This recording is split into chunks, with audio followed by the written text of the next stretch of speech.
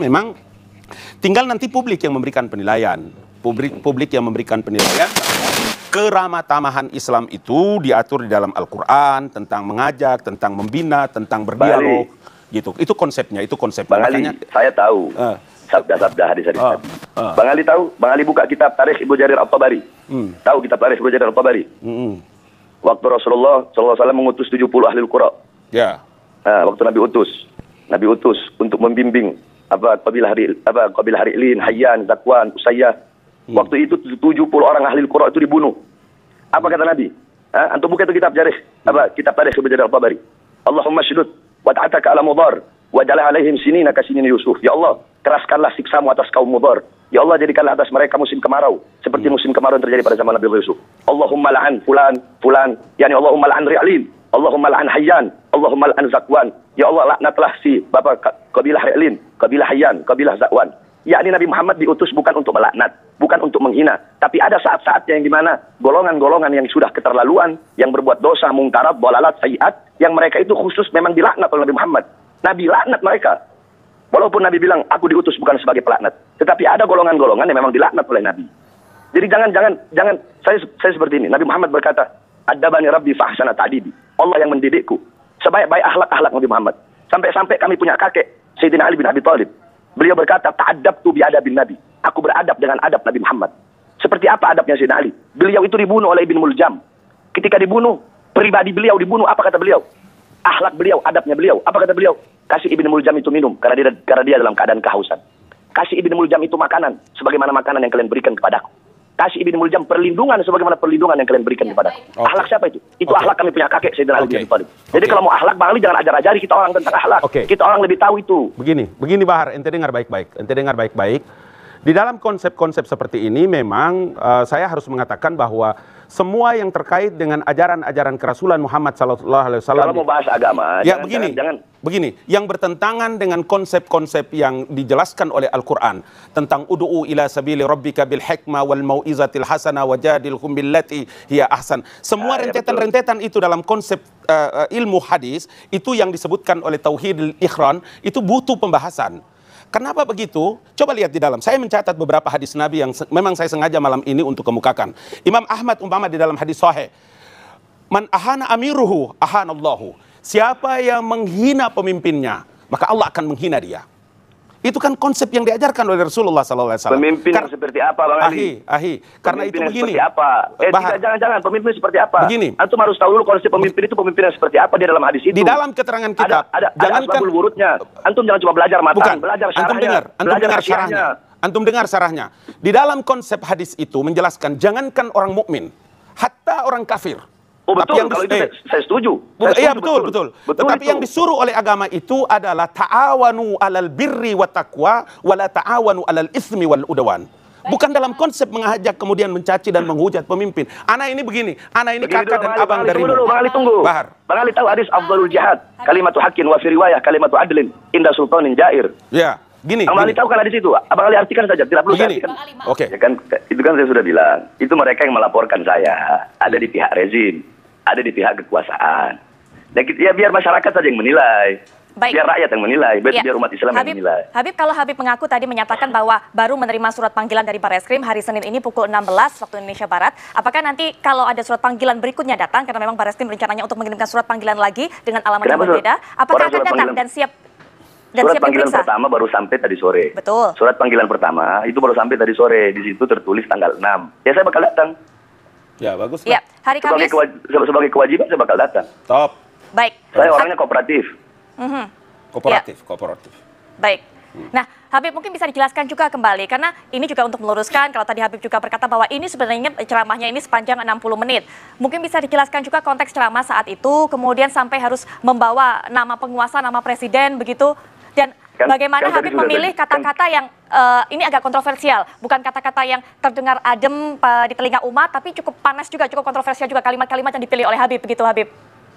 Sekarang begini, istilah banci itu pasti disematkan, pasti dikaitkan, pasti diikatkan dengan seseorang yang memiliki jiwa penakut. Itu pasti dikaitkan, disematkan dengan kalimat banci. Dan saya mengatakan banci di situ bukan pribadinya, tetapi sebagai penguasa, sebagai presiden, sebagai pemimpin negara. Karena kita orang dilarang menghina pribadi, tidak boleh. Bang Ali juga tahu kok itu. Ya, Bang Ali mungkin bisa memberikan tanggapan juga. Ya, yang pasti begini, saya tidak dalam posisi untuk menilai apakah Akhina Bahar bin Smith ini bersalah atau tidak. Itu bukan kapasitas saya. Kapasitas saya adalah dalam kapasitas sebagai Ketua Umum Badan Koordinasi Mubalik seluruh Indonesia. Punya tanggung jawab kepada publik, saya, kemudian Bahar, kita sama-sama punya waktu yang cukup untuk memberikan edukasi kepada publik Indonesia. Karena itu saya berkali-kali bilang bahwa ada kewajiban untuk orang meminta maaf dan memberi maaf. Itu dua hal yang berbeda di dalam konsep Al-Quran. Cuma memang dalam konteks seperti ini saya harus mengatakan bahwa ketika kalau semua ujaran-ujaran itu kemudian mencederai orang lain, kemudian menyakiti orang lain, maka lafal-lafal yang keluar dari para mubalik, ya, karena kita ini kan bergaul dan bebas, para kiai, para habaib, para ulama. Saya tidak membayangkan bagaimana kalau negeri ini tidak datang, kita orang punya dato-dato habaib ini dari Hadramut. Mungkin orang tidak ada Islam di negeri ini. Tunggu dulu, saya potong. Tunggu antum dengar dulu. Antum dengar. Bahar dengar dulu karena tadi Bahar bicara abang dengar. Tunggu dulu. Saya bicara sebentar, tidak lama Bang Ali. Oh, coba. Tunggu dulu. Coba ente bicara, mau dengar. Itu Abang Ali dia bilang konteks memberi maaf itu saya tahu intinya apa, seakan-akan Jokowi itu yang lebih baik. Begitu intinya itu. Tidak, jangan ente berprasangka buruk. Di situ ente punya negatif thinking. Antum dengar dulu Bang Ali. Antum dengar. Anak bawa hadis, antum bilang prasangka buruk. Anak bawakan antum hadis. Khaslatani laisa fawqahuma syai'un minal khair. Husnuban billah wa husnuban bi ibadillah. Wa khaslatani laisa fawqahuma syai'un minasyarr. Su'uban billah wa su'uban bi ibadillah. Dua perkara. Tidak ada yang lebih baik darinya. Berprasangka baik kepada Allah dan prasangka baik kepada hamba-hamba Allah. Dan dua perkara tidak ada yang lebih buruk darinya. Prasangka baik. Dua perkara tidak ada yang lebih buruk darinya. Prasangka buruk kepada Allah dan prasangka buruk kepada hamba Allah. Tetapi di situ Imam Suyuti memberikan ta'liq, memberikan komentar tentang itu hadis. Al-zahir unwanul batin. Apa-apa yang ada di luar itu cerminan dari apa-apa yang ada di dalam.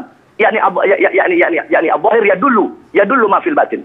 Apa-apa yang ada di luar itu menampakkan dari apa-apa yang ada di dalam. Kenapa saya berani berkata seperti itu? Saya bilang, Abang Ali bilang, Jokowi itu seakan-akan Jokowi itu yang memberi maaf terus saya tidak meminta maaf, dia mau seakan-akan lebih baik begini. Nah, Bahar, dengar, sebelum antum punya kelakuan begini, dari awal saya sudah bilang, bukan baru pertama kali saya bilang. Sejak awal saya kasih tahu kepada seluruh rakyat Indonesia, siapa yang mencaci, siapa yang menghujat, siapa yang mencaci maki Jokowi secara pribadi dan Presiden Republik Indonesia, dia memberikan maaf kepada Anda semua.